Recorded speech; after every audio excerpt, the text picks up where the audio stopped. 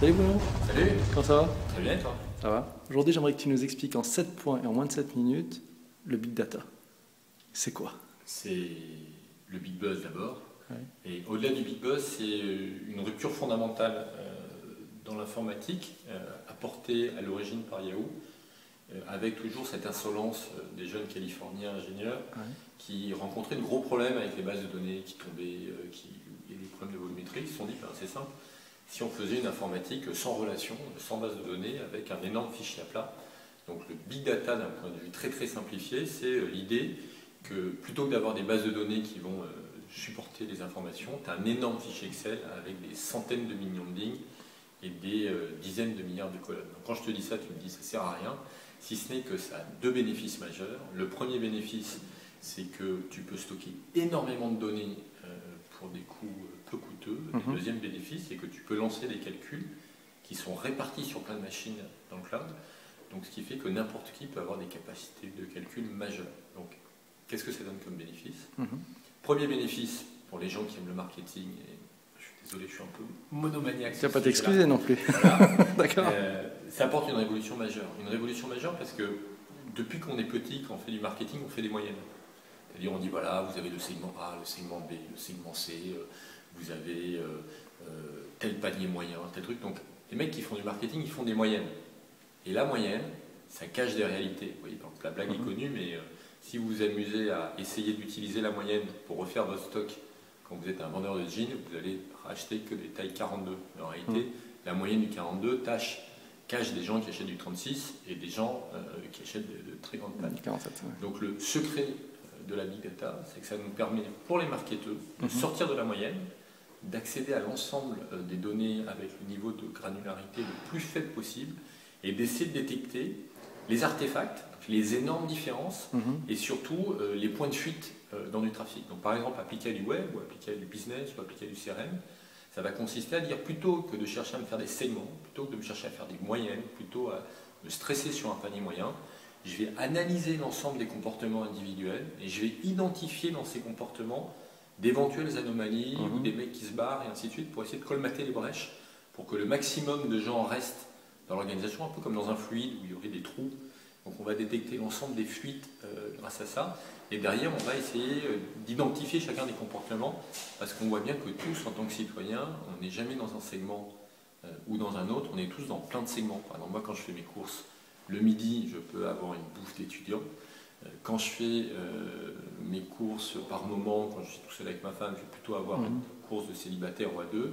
Et quand je fais des courses le samedi pour nourrir mes 4 enfants, pourtant j'ai la même carte de fil et j'ai des rivalités et je plante des cartes de fil là-dessus. Et la big data permet d'aller chercher la donnée la plus faible possible, la granularité, donc de sortir de la moyenne. D'accord, ça c'était le point au moins numéro 3 ou 4, je ne sais plus. Le point numéro 5 suivant sur la big data, qu'est-ce qu'on peut dire? Que ce qui est marrant, c'est que ça rend obsolète tous les systèmes d'information tels qu'on les connaissait. Ça c'est marrant ça.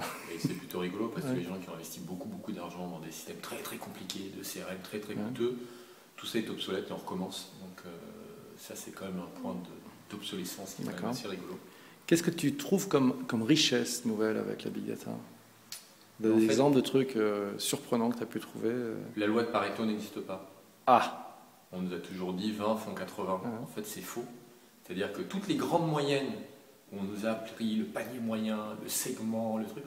Quand vous les testez vraiment et que vous prenez les vrais data et vous comparez, ça ne marche jamais. C'est-à-dire que certes, vous avez une partie de vos clients qui font l'essentiel de votre chiffre d'affaires, ils peuvent constituer 1%, 2%, 20%, voire même, ça peut être des échantillons de population, et l'individu qui était dans la soi-disant loi de Pareto, qui une année vous a fait l'essentiel de vos profits, après peut avoir un comportement complètement différent. Donc ce qui est marrant, c'est que ça sort, le fait de casser les moyennes casse à peu près toutes les logiques qu'on a pu connaître avant, exactement comme Internet a cassé les logiques de l'imposition du message publicitaire. C'est-à-dire quand on était très petit, on nous disait, pour convaincre un consommateur, c'est simple, tu lui mets des tartes dans la gueule et tu lui mets des messages de publicité à coups de JRP et tu l'assassines, à la fin il achètera ton produit. T'as pas été publicitaire avant toi?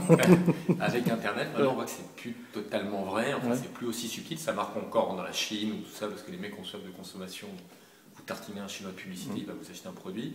En France, c'est moins évident. On le voit avec Renault. Renault a beau tartiner, les gens n'achètent plus de bagnole parce que les voitures sont pourries. Et parce que ça se dit sur Internet. On coupe ça ou on garde? et donc, ce qui est rigolo avec la big data, c'est que cette croyance qu'avaient les publicitaires, qui était grosso modo, c'est super, j'impose du message et ça marche. Les gens qui viennent du marketing direct ou du CRM ont cette grande idée qu'on fait des segments, que les segments marchent, qu'on fait des scores, que ça marche. Et il est probable que tout ça soit bullshit et qu'on recommence à zéro. Donc il faut réinventer l'ensemble des théories. Donc c'est pour ça que moi je pense que la big data est une révolution pour les marketeurs, au moins aussi importante que l'arrivée de l'Internet. D'accord. Ça change quoi dans la façon de travailler? Parce qu'il faut des super ingénieurs balèzes, des matheux de fou, non? Non. Le matheux devient la mode, c'est le premier truc. Et le deuxième truc que ça change, il devient rare, non? Il devient rare, le bon matheux? Il va devenir coûteux, cher, hélas. Mais bon, c'est comme ça. C'est bien. Et c'est le prochain métier d'avenir. Le prochain mec sexy, c'est le mec bon en maths. Et non, ce que ça change surtout, c'est qu'avant que vous faisiez de l'analyse de données, vous aviez un sentiment et vous essayez de confronter ce sentiment avec des données. Maintenant, c'est plus pareil. Vous laissez parler les scripts, vous laissez parler les algos, et l'algo vous sort quelque chose, et vous dites, oh là, mais j'avais jamais pensé. Donc c'est une sorte, on inverse l'itération. C'est-à-dire c'est plus nous qui interrogeons la donnée, c'est la donnée qui vous pose des questions. Qu'est-ce que tu as pris justement en pleine tête, justement, avec cette donnée qui est venue te sortir des choses? Tu as un exemple d'un truc qui t'a vraiment tabassé ou... Ouais, un facteur de corrélation rigolo sur la vente de shampoing. Ouais. Qu'est-ce qui fait que vous achetez des shampoings en pharmacie? Je sais pas, moi j'ai joué court, donc... L'arrivée des pollens. Tiens. En fait, quand vous avez des pollens, vous avez des pollens monstrueux, donc vous vous grattez très fortement les cheveux. Enfin, le soir, vous avez besoin de vous laver les cheveux, et les gens pensent qu'en pharmacie, le shampoing est plus efficace. Et en fait, quand vous regardez précisément qu'est-ce qui fait qu'au bout d'un moment, il est monté, c'est le pollen, et quand vous allez gratter un peu plus fort, en fait, c'est pas la présence du pollen, c'est quand vous avez l'impression qu'il y a du pollen. Donc, par exemple, quand vous voyez des trucs qui tombent sur les marronniers, les gens vont acheter à ce moment-là des shampoings, d'accord. Des shampoings parce qu'ils ont l'impression que ça les nettoie. C'est un petit facteur rigolo auquel on avait pas forcément pensé. C'est rigolo. T'en as d'autres, non, comme ça, spontanément? J'en ai un autre sur... c'est cadeau. Cadeau sur la rencontre. Est-ce que vous savez ce qui impacte très fortement la transformation sur les sites de rencontre?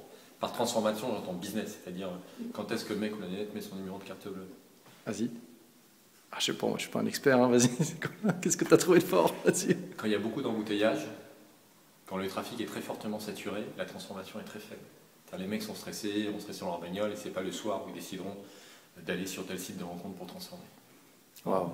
Mais c'est juste la vraie vie, c'est ça qui est beau. C'est rigolo. Ouais. Big Data, c'est juste la vie telle qu'elle est. Super, merci Benoît. Merci. Ouais.